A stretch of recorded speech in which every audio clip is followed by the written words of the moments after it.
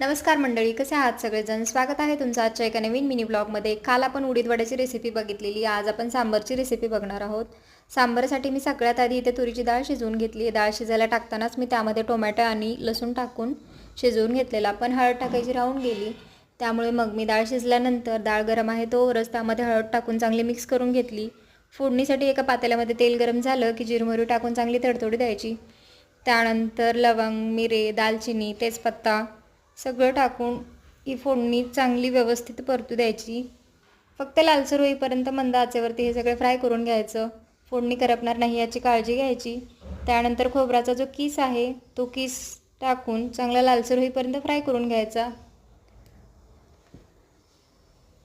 त्यानंतर चवीपुरतं तिखट, चवीपुरतं मीठ टाकून जो सांबार मसाला घेतलेला आहे आपण तो यामध्ये ॲड करायचा आणि सगळी फोडणी मंद आचेवरती व्यवस्थित फ्राय करून घ्यायची.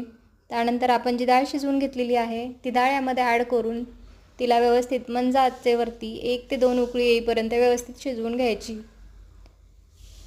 अशा प्रकारे आपलं सांबार तयार आहे.